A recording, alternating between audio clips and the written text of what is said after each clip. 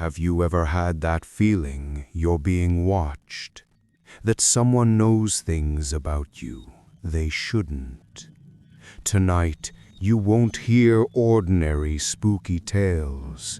I'm going to tell you 3 true accounts of terror that bled out of the ordinary and into the terrifying.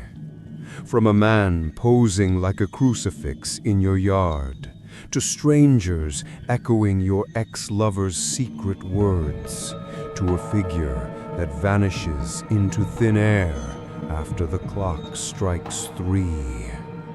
Prepare yourself for the Canadian edition of horror that actually happened.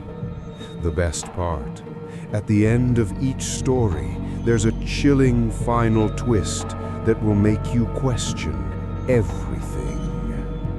Don't you dare look away. Emma and Layla had just moved in to their dream home in a quiet Toronto suburb. Everything was perfect except for the blind spot, the abandoned house next door, whose missing back fence left their yard exposed to a path leading to the property behind them. On their very first night, the terror began. Looking up, they saw a man in the back house's window staring down at them with utterly blank, inhuman eyes. It wasn't a glance. The deliberate, unnerving stare lasted for over 30 minutes, like an exercise in psychological warfare. The escalation was swift. Days later, 3 men brazenly climbed into their yard, offered them stolen dish tubs, and then began routinely trespassing, acting with intimidating entitlement. Though the police eventually evicted the men, the danger became more personal. Layla spotted a different man sprinting toward their home, testing their front door handle before violently breaking into the now empty, abandoned house next door. That night, the terror woke them up, a malicious wolf whistle, followed by slow, deliberate tapping on their bedroom window. The ultimate violation came the next morning. Their Ring doorbell was ripped off the wall and the memory card was gone. The officer on the phone gave them a chilling warning. Removing the camera like that usually precedes intent to do something. The climax was surreal. One night, their live feed showed a masked man standing in their yard, arms spread wide in a crucifixion pose, staring up at their window. Days later, at 2:52 a.m., the camera caught 2 masked men, one holding a rusted crowbar, sweeping flashlights across their windows, clearly searching for a point of entry. The stalking continues. The police remain ineffective, and the fear is constant. After pressing the police for an investigation, the detective revealed a detail from an old video of the abandoned house. The masked man, before leaving the scene that night, had been seen tucking a small object into a gap under the abandoned house's front step. When the police retrieved it, they found a rolled-up message, sealed in plastic, addressed to Emma and Layla. It contained only 2 words. I see you. Clara thought she was finally free.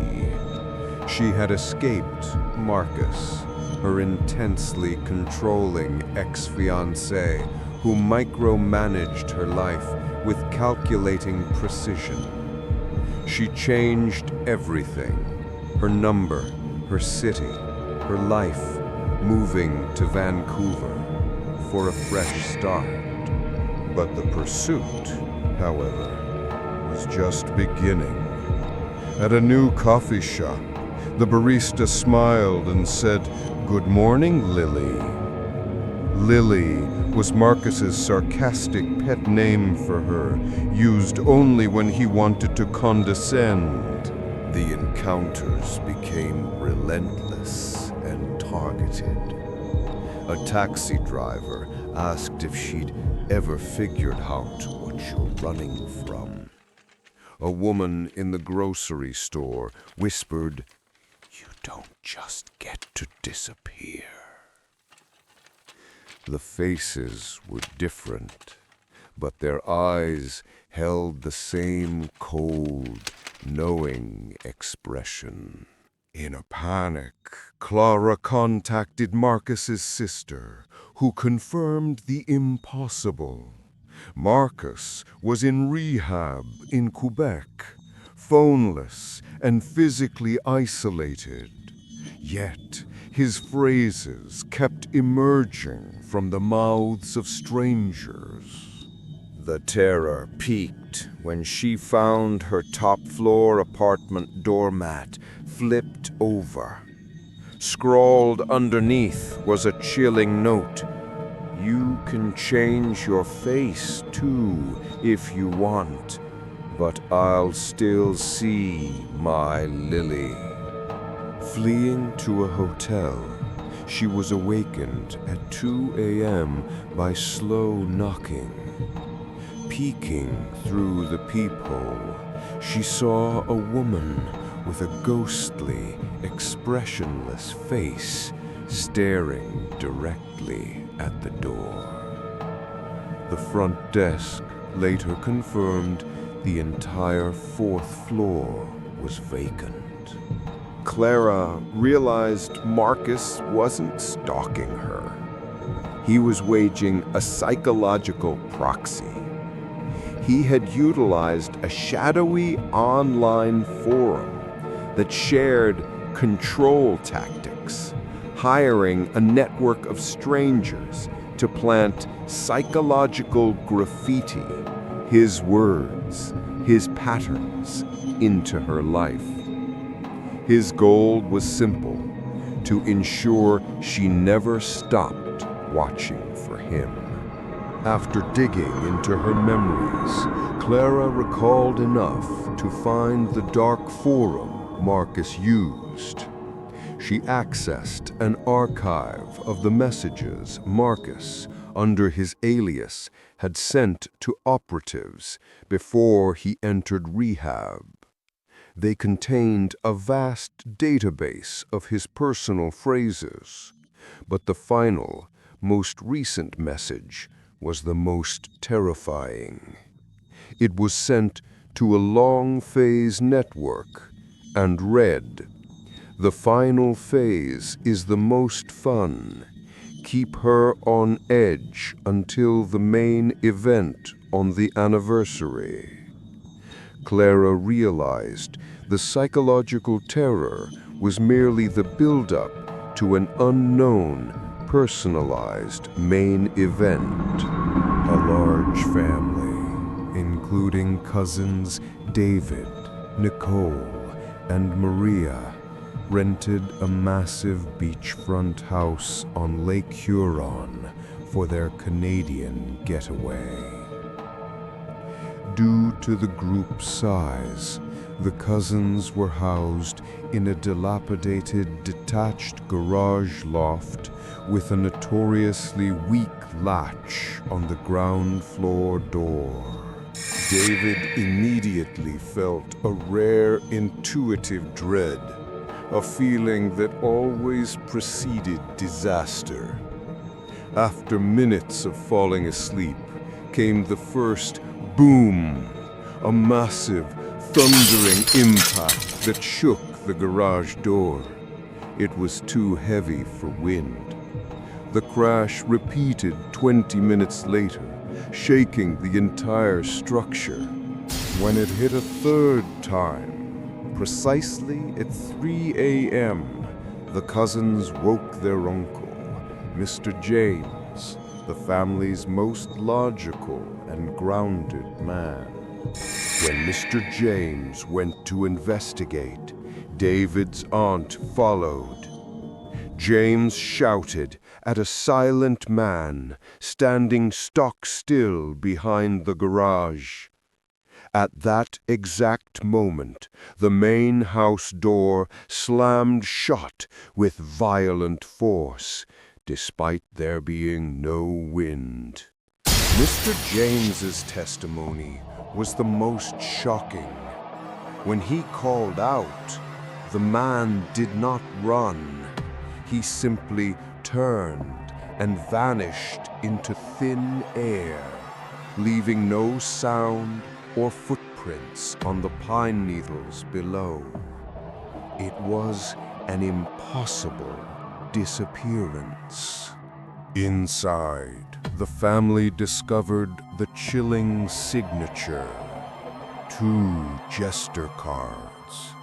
One found in the garage was twisted and demonic-looking. The family interpreted the cards as a taunt or mockery, with the events precisely timed to the devil's hour. 3 a.m. The next night, the terror moved to the main house. David's mother woke at 4 a.m. to footsteps on the porch, followed by violent rattling at the weakly locked basement door.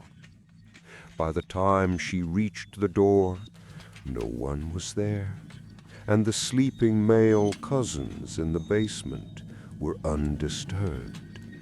The family fled the trip early, convinced the figure was something supernatural, because it watched and disappeared rather than running. After their return, the Airbnb host contacted Mr. James. The host admitted they had an unsettling incident shortly after the family left. A note was nailed to the garage door. The note read in block capital letters, "It doesn't like the new fence. You've woken the fool." The host finally confessed that the property had a local legend about a trickster spirit tied to a botched 19th century burial site beneath the garage. 3 stories, 3 different kinds of fear. The common thread? None of them truly ended. Psychological warfare, brazen, deliberate stalking, and entities that defy the laws of physics. If you have strange neighbors, an obsessive ex-lover, or if you're planning a quiet trip to a remote cabin, look over your shoulder and remember these tales. Because hell isn't always fire and brimstone. In some cases, it's just a cold, blank stare at 2:52 a.m. Do you think these stories are just coincidences? I'll let you decide.